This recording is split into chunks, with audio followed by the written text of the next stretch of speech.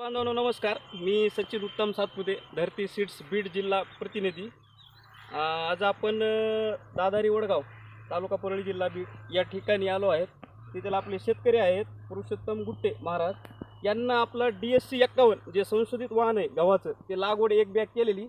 आज लागवड केल्यानंतर त्यांच्या शेतामध्ये त्यांना काय वाटतं की गहू लागवड केल्याबद्दल त्यांना थोडक्यात विचारू. राम राम. राम राम राम राम. मामा राम.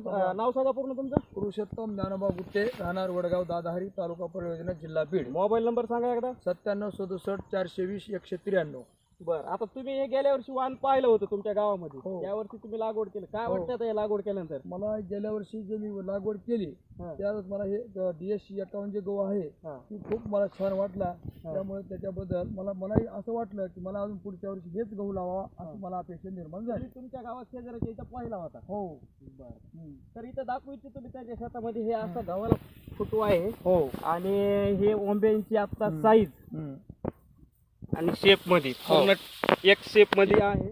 तर तरी आता बाकी शेतकऱ्यांना काय सांगता येईल किंवा काय लागवड करण्यासाठी आता खाल्ल्यावर तर तुम्हाला अनुभव अजून चांगला येणारच आहे त्याचा. खाण्यासाठी खूप चविष्ट गहू आहे. हो ना. बाकी शेतकऱ्यांना काय सांगताल? मी असं सांगाल की माझ्या मनामध्ये अशी इच्छा निर्माण होईल.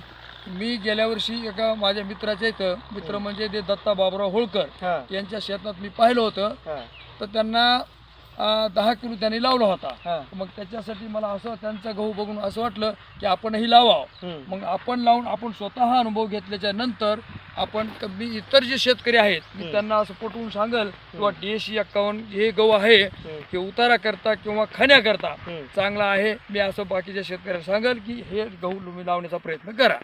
तरी तुम्ही जे धरती सीड्सचं जे DSC 51 संशोधित वाहन लागवड केलंय त्याबद्दल तुमचे आभारी आहोत.